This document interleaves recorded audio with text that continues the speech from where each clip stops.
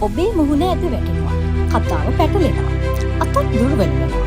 ඒත් මිනිත්තු කිහිපයකින් හැමදේම සාමාන්‍ය වෙනවා. එහෙනම් අනුතර ඉවරයි කියලා හිතනවද? එහෙම වෙලා තිබුණේ TIA එකක් වෙන්න පුළුවන්. TIA හෙවත් Transient Ischemic Attack කියන්නේ මොළයට යන රුධිර ප්‍රවාහයේ తాවකාලිකව අභිවෘද්ධි වීම. මුහුණේ එක් පැත්තක් ඇද වැටීම, අතක් හෝ කකුලක් දුර්වල වීම, කතා කිරීමට අපහසු වීම, පෙනීම වෙනස් වීම හෝ හදිසි කරකැවිල්ල වැනි ලක්ෂණ ඇති වෙන්න පුළුවන්. භයානකම දේ තමයි මේ ලක්ෂණ බොහෝ විට ඉක්මනින් නැතිවීම. ඒ නිසා බොහෝ දෙනා මේක නොසලකා හරිනවා. නමුත් TIA එකක් කියන්නේ ඉදිරියේදී ඇතිවිය හැකි සම්පූර්ණ ස්ට්‍රෝක් එකක පූර්ව අනතුරු ඇඟවීමක්. ලක්ෂණ නැති වුණත් අනතුරු තවමත් තිබෙනවා. ඒ නිසා මේ ලක්ෂණ තිබුණොත් වහාම වෛද්‍ය ප්‍රතිකාර ලබා ගන්න. TIA එක නොසලකා හරින්න එපා.